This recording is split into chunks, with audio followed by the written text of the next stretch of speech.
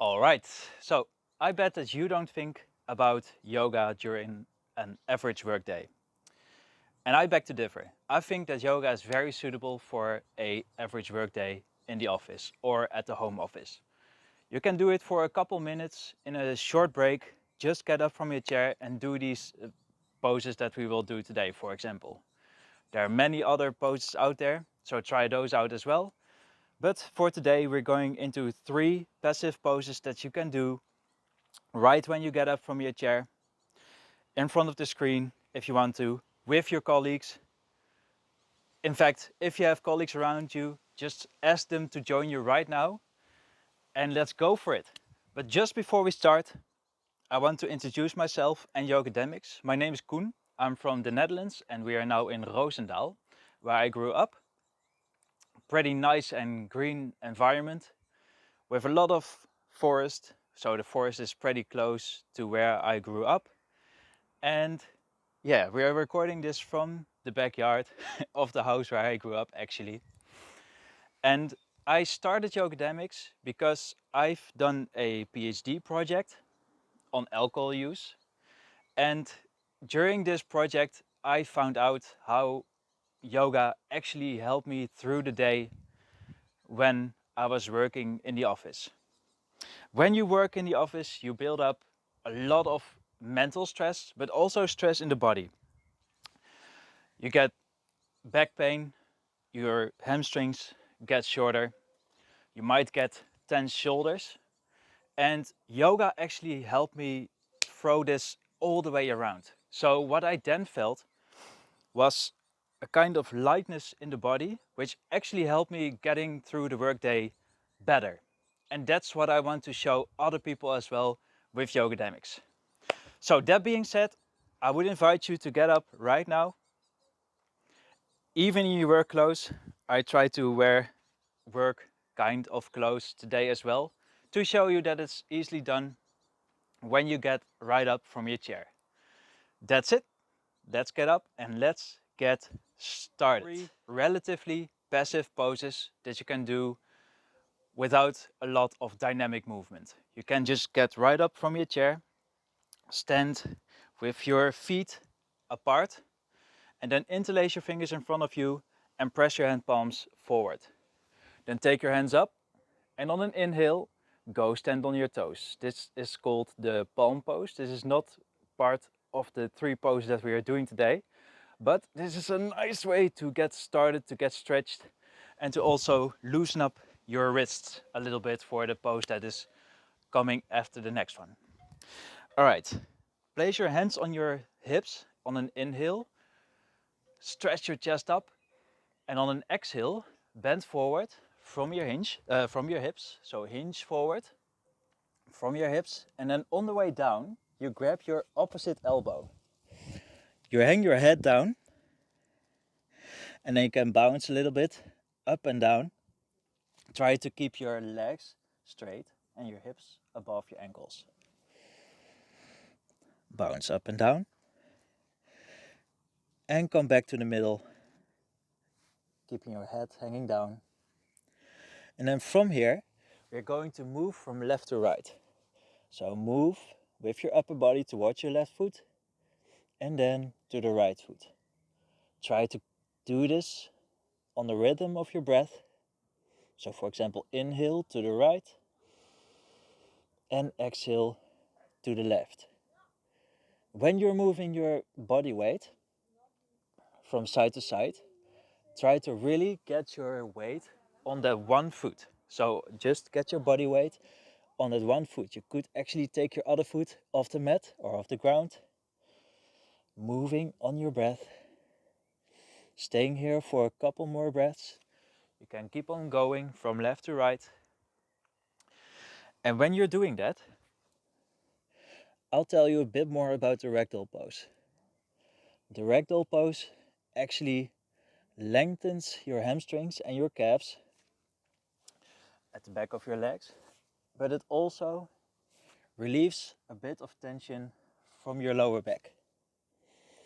So as you're moving from left to right, you're actually stretching up your hamstrings at the same time.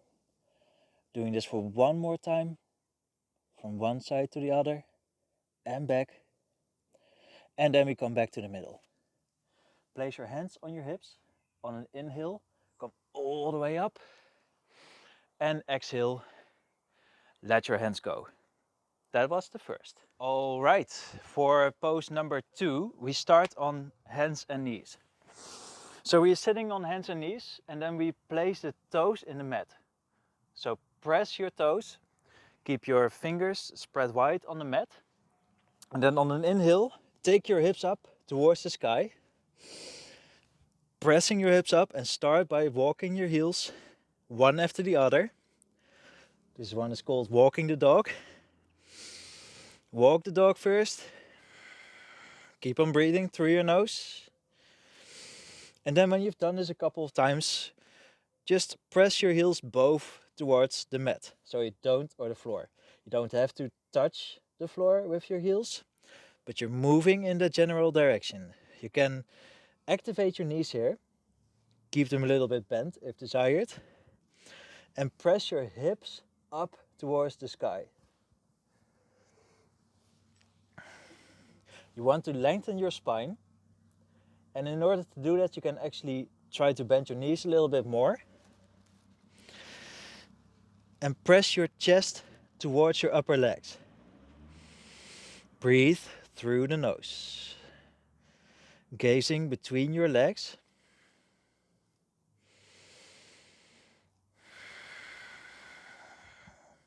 And the downward facing dog actually works on a whole array of muscles and other body parts. For example, you are stretching your hamstrings and your calves. You're taking tension out of your lower back. But at the same time, you're also working on your shoulder and arm muscles. Keep on breathing.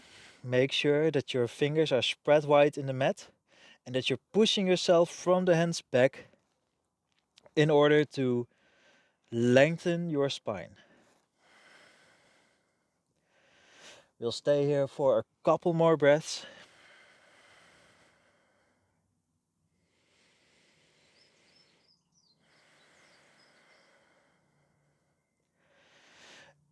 And then slowly we bend our knees a little bit and we start walking forwards. We take our hands on our hips and on an inhale, come back up. Slowly but steadily. Make sure that you don't get lightheaded here. Flick your wrists a couple of times. And then we are getting ready for the third pose. The last pose is going to be the yogi squat. We're stepping a little bit further apart, so your feet are further away from each other than hip width distance.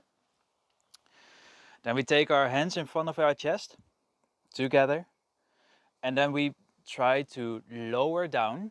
We lower down, maybe your heels come off the floor, that's fine.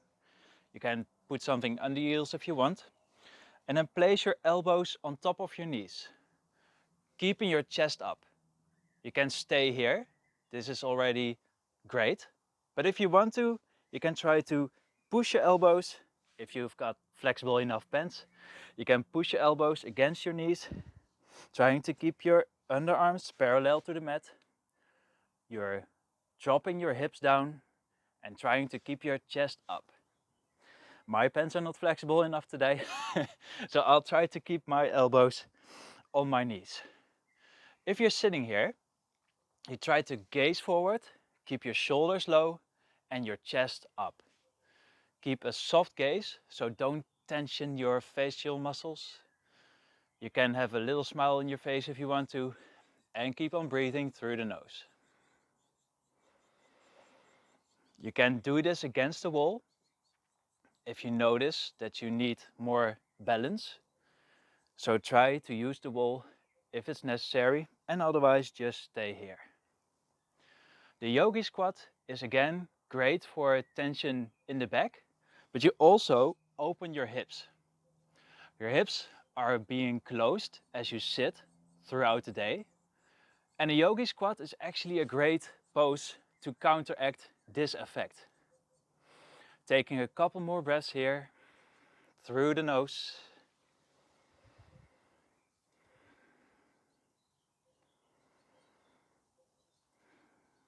And then on an inhale, we come back up, shake out the wrists, shake out the legs. And then we are at the end of our third pose. Thank you very much for joining me today. So yeah, that's the end of these 3 poses. A lot of explanation with these 3 poses. Next time you do them, invite your colleagues, invite whoever is willing to do these poses with you.